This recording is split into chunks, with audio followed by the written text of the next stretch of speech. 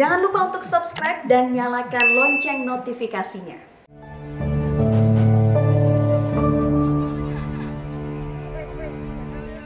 Pemirsa, Anda kembali menyaksikan program Breaking News Metro TV. Gunung Semeru erupsi. Kita akan kembali terhubung dengan rekan Naila Husna di posko pengungsian Desa Sumberwuluh, Kabupaten Lumajang, Jawa Timur. Selamat siang, Naila. Bisa digambarkan atau bisa dijelaskan, pihak BMKG sampai dengan saat ini masih memperkirakan untuk wilayah sekitar Gunung Semeru untuk potensi hujannya masih bisa terjadi. Kalau pantauan Anda, bagaimana kondisi tenda pengungsian untuk tepatnya di posko pengungsian Desa Sumberwuluh? Apakah tenda-tenda pengungsian di sana sudah terkategori aman untuk para pengungsi? Ya, Reno dan juga pemirsa, masih dari posko pengungsian di Desa Sumberwuluh, Kecamatan Candi Rejo. Menjawab pertanyaan Anda, memang bisa saya gambarkan dulu bagaimana kondisi cuaca yang bisa dibilang cukup ekstrim, Reno, di sini. Karena kalau dari malam hingga pagi tadi terjadi hujan dengan intensitas ringan hingga lebat begitu. Namun di siang hari saat ini cuaca sangat terik, sangat panas dan juga angin kencang begitu ya. Sementara pagi tadi cuacanya mendung. Nah, tadi kalau kita melihat berdasarkan informasi juga yang telah dilaporkan oleh rekan-rekan kami di lapangan, bagaimana cuaca ekstrim ini juga berdampak gitu ya, berdampak pada sisa-sisa abu vulkanik dari erupsi Gunung Semeru yang terjadi beberapa waktu lalu. Nah, karena cuaca yang cukup ekstrim dan di sini posko pengungsiannya berada di lapangan yang cukup besar begitu ya. Dari tenda-tenda yang ada, kami lihat sudah sangat safety. Kami lihat sudah sangat baik kapasitasnya untuk menangkal hujan, panas dan juga angin kencang yang terjadi saat ini. Dan kami bisa informasikan bahwa tenda-tenda di sini sangat kuat. Para pengungsi juga tadi terlihat nyaman untuk mengungsi. Namun yang menjadi kendala terbesar dari posko pengungsian di lapangan Desa Sumberwuluh ini adalah lumpur dan juga becek yang sangat tebal ini lumpurnya ya. Reno bisa lihat ini. Ya, lumpurnya seperti ini sangat lengket dan juga licin. Jadi tidak memungkinkan sebetulnya bagi para pengungsi untuk tetap ada di sini hingga malam hari. Nah, Reno dan juga pemirsa, saya juga akan mengajak Anda untuk melihat kondisi dapur umum yang ada di sini. Bagaimana sudah disiapkan oleh petugas setempat ya untuk kebutuhan para pengungsi. Ya, seperti inilah kondisi dapur umum. Ya, bisa Anda lihat. Dan saya ingin mengundang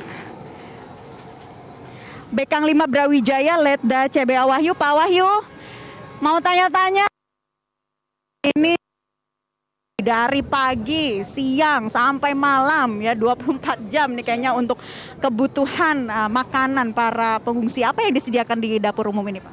Siap, sebelumnya gini Mbak ya, ini Satuan Bekang 5 Brawijaya adalah satuan pelaksana yang berhubungan langsung di bawah Kodam 5 Brawijaya. Fungsi kita yaitu menyelenggarakan fungsi pembekalan angkutan, baik itu jasa intendan, pemeliharaan. Salah satunya kita melaksanakan jasa intendan yaitu mendirikan dapur lapangan. Fungsi dapur lapangan yaitu untuk menyiapkan bahan-bahan mentah, diolah menjadi bahan yang siap saji, selanjutnya didistribusikan.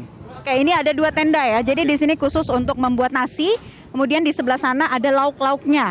Nah, ini ada berapa tim yang dikerahkan untuk sama-sama membantu para pengungsi di sini? Kita dari Beangdam, khususnya Tebek Jember, 15 tim, 15 personil yang melaksanakan pelayanan di sini. Baik, nah ini kan saya sudah lihat sendiri nih Pak, namun saya belum bisa menjangkau ke sana nih. Untuk lauk-lauknya bisa diceritakan nih Pak untuk para pengungsi apa saja nih Pak? Semakin hari divariasikan atau bagaimana? Jadi semakin hari lauk itu variasi. Jadi untuk Bekangdam ini menyediakan nasi aja.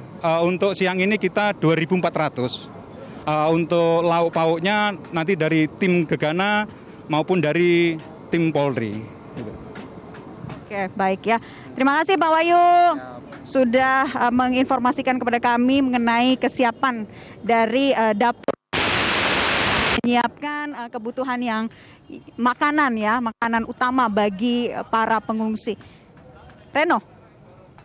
Baik, Naila, tadi Anda katakan untuk beberapa kendala utama di posko pengungsian Desa Sumberwulu tempat Anda berada. Berarti kalau kita gambarkan sedikitnya ada dua permasalahan di situ. Yang pertama adalah cuaca yang seringkali berubah-ubah. Kemudian yang kedua adalah jalur untuk mobilisasi kondisi lapangan yang becek ini seringkali ini juga bisa menjadi kendala karena jika ada bahaya lanjutan dadakan seperti itu ini akan menyusahkan para masyarakat. Kemudian Naila masih berbicara soal pengungsian. Apakah di masing-masing tenda pengungsi itu ada pemisahan jenis pengungsi atau dibagi berdasarkan kepala keluarga tersendiri, Naila?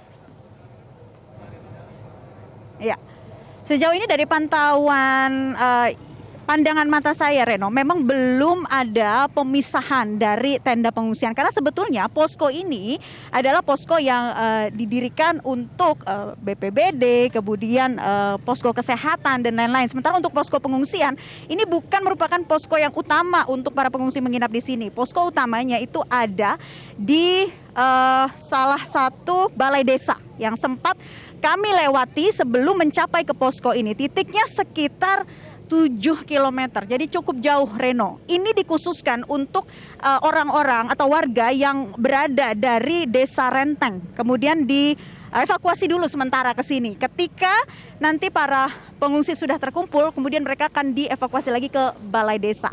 Seperti itu. Jadi yang kami lihat sampai saat ini belum ada pemisahan begitu ya, karena ini bisa dikatakan posko untuk pengungsi darurat, Reno. Naila, untuk terkait dengan distribusi bantuan atau logistik di tempat Anda berada saat ini, apakah sudah Anda mendapatkan informasi ada terkait dengan jadwal tertentu untuk distribusi bantuan setiap harinya? Mungkin ada distribusi bantuan di waktu pagi, siang, sore, atau malam, atau tergantung pengiriman dari pihak pendopo sendiri?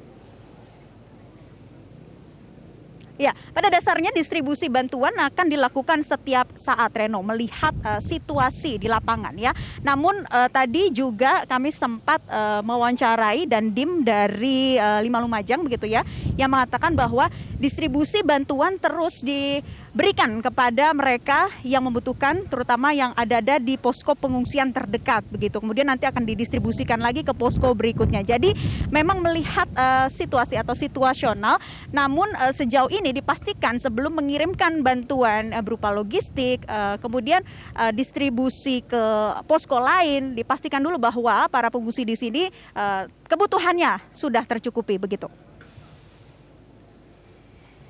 Baik, rekan Naila Husna, nanti kami akan kembali ke Anda untuk mendapatkan informasi lebih lanjut terkait dengan pengungsian di Desa Sumberwulu, Lumajang, Jawa Timur.